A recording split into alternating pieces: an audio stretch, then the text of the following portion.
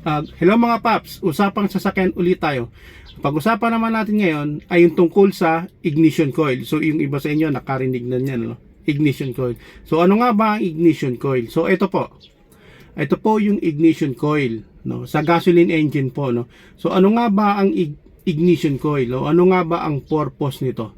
So ang purpose po nito, ito po yung nagtatransform ng from low voltage to higher voltage. So ito po yung trabaho noon, no? Ito po yung spark plug. So nakalagay po yan dyan. So tinatransform po niya yung low voltage from higher voltage dito po sa spark plug para pakapag-ignite po siya sa air and fuel mixture sa cylinder head, sa cylinder po, no?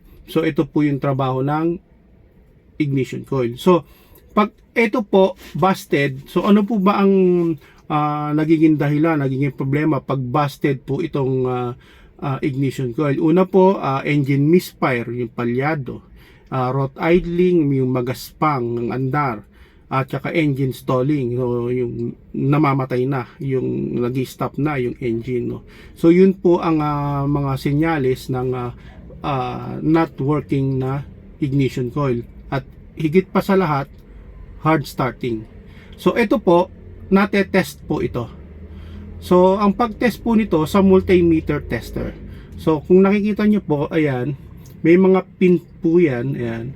So sa kabilang dulo, i-connect nyo lang po dito yung positive wire ng multimeter tester, at sa kabilang dulo naman yung negative wire ng multimeter. So magre-reading po yun ng 0.4 ohms. Good reading po yun. So ibig sabihin, working po ito, good po itong ignition coil. So pag wala pong reading 0, it means busted po ito. So need nyo na po itong palitan. So yun lang po, konting kaalaman lang po mga paps.